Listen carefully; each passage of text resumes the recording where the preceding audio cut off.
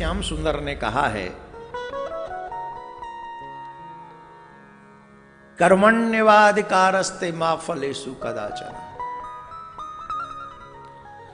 व्यक्ति जैसा कर्म करता है मैं उसको वैसा फल देता हूं,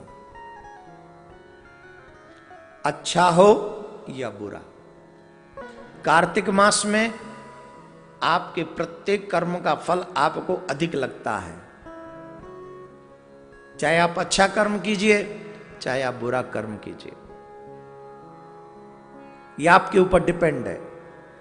हमारे किसान भाई जानते हैं, बीज बोओगे चाहे कम या ज्यादा फसल मिलेगी। जीवन रूपी खेत में कर्म ही आपका बीज है, कम हो या ज्यादा काटना आप ही को है। आपके किए हुए कर्म से आपको कोई बचा नहीं सकता। आप इस बात को ऐसे समझिए। इस बात को मैं इसलिए प्रारंभ में समझा रहा हूं कि कार्तिक मास में आप लोग सभी यहां या आस्था पे कहीं भी बैठकर सुन रहे हैं, बड़े सावधानी पूर्वक अपने कर्म को समझें और आगे करें। एक राजा था एक राज्य का, सभा में बैठा हुआ था। अचानक से उसके दिमाग में, बुद्धि में एक विचार आया, जिस समय मैं पैदा हुआ, मेरा जन्म हुआ, उसी समय पर, उसी दिन, उसी पल, उसी क्षण और भी लोग जिनका जन्म हुआ होगा, और भी तो इस राज्य में लोग जन्म लिए होंगे उसी समय, उसी दिन, उसी समय में, उसी मुहूर्त में। समय भी वही है, मुहूर्त भी वही है, दिन भी वही है, महीना भी वही है, टाइमिंग भी वही है। अकेला मैं राजा क्यों बना और सब राजा क्यों नहीं है?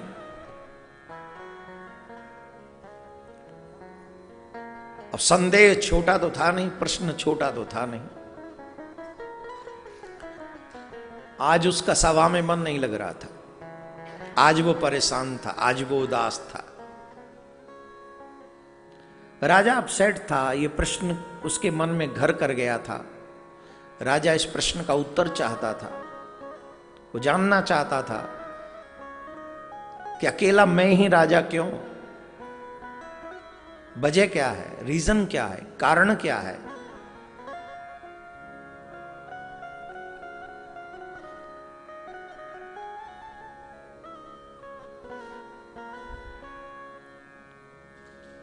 सभा बुलाई, विद्वानों को बुलाया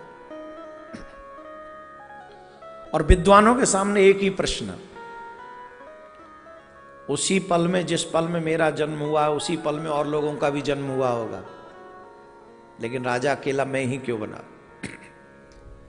अब बात शास्त्रों की कह दें या वो कह दें, बात अलग है, लेकिन जिस पे राजा बिलीव करे ऐसी बात, ऐसा उदाहरण प्रस्तुत करना है। सब असमर्थ थे, किसी ने भी जवाब नहीं दिया। राजा परेशान होने लगा तो एक वयोवृद्ध व्यक्ति थे, उन्होंने कहा, देखो तुम्हारे प्रश्न का उत्तर हमारे पास तो नहीं है, पर जंगल में चले जाओ, वहां एक महात्मा है और बड़े तपस्वी महात्मा है, हमको ऐसा लगता है वो तुम्हारे प्रश्न का उत्तर सही देंगे। अब राजा को सुबह होने की प्रतीक्षा होने लगी कि मुझे सुबह जाना ही, जंगल वन में जाना है और वन में जाके महात्मा जी से मिलना है। तो राजा ने सबसे कह दिया कि सुबह हम चलेंगे। बोले ठीक, चलना है। सब तैयार हुए, सुबह हुआ, राजा स्नान इत्यादि करके निकल गए कुछ मंत्रियों के साथ में। और जब मंत्रियों के साथ में वो निकले, कुछ देर बाद वन में पहुंचे और जब वन में जाकर उन्होंने देखा एक महात्मा बैठे हुए हैं, दर्शन किए, बड़ा प्रसन्न हुआ। पर एक अद्भुत घटना घट रही है वहां, बड़ी विचित्र घटना घट रही है। क्या? बोले जिस महात्मा के पास में वो गए हैं वो आग के अंगारे खा रहे हैं, आग के अंगारे खा रहे हैं।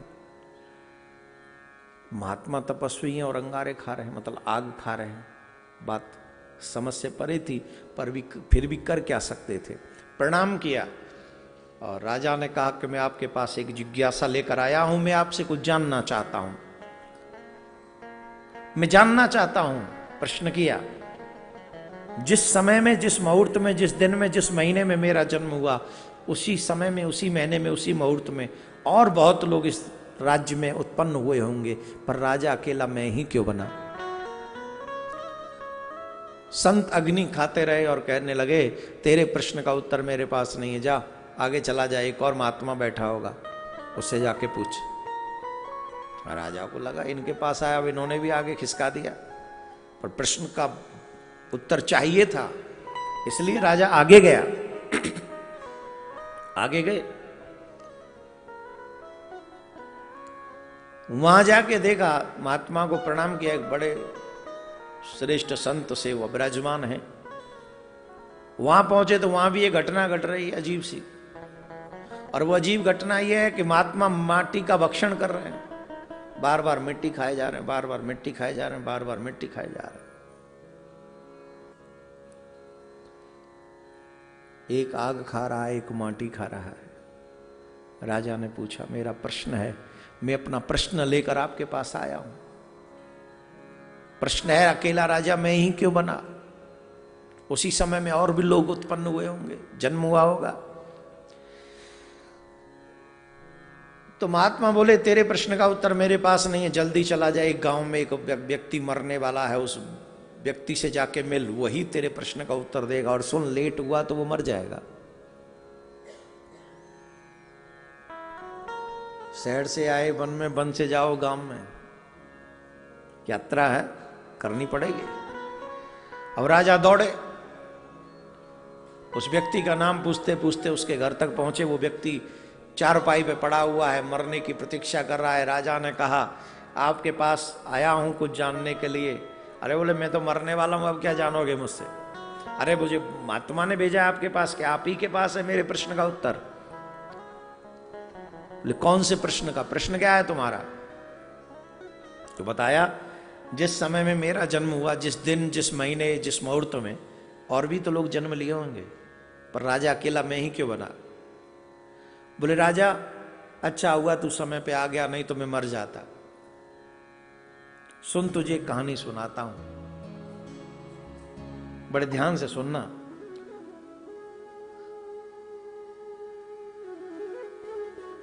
कुछ समय पहले 4 भाई थे, विपत्ति काल था, और विपत्ति काल में वो जंगल में रहा करते थे।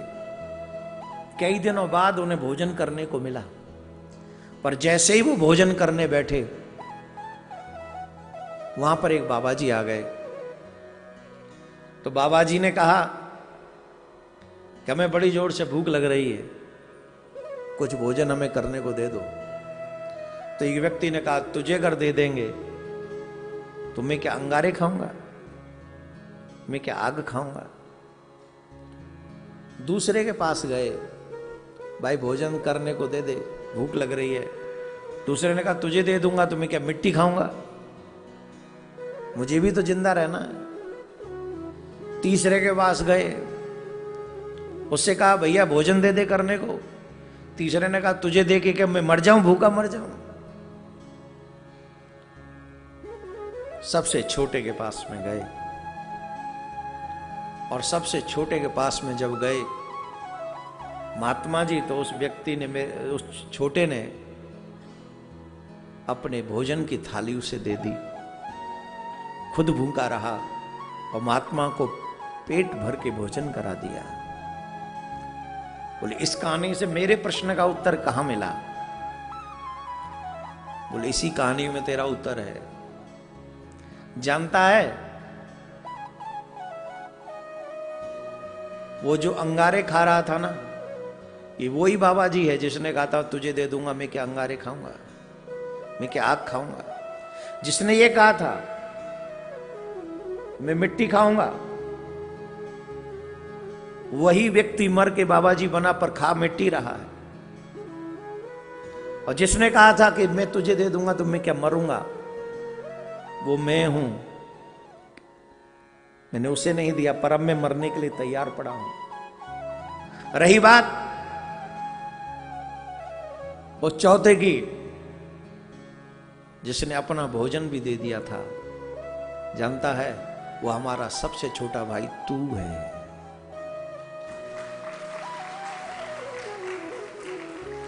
हम तीनों ने नहीं दिया था, लेकिन हमारा जो सबसे छोटा भाई है वो तू है। तूने ही अपनी भोजन की थाली उस महात्मा को दे दी, और उसका फलस्वरूप यह है, उस कर्म का फल यह है कि आज तू राजा है।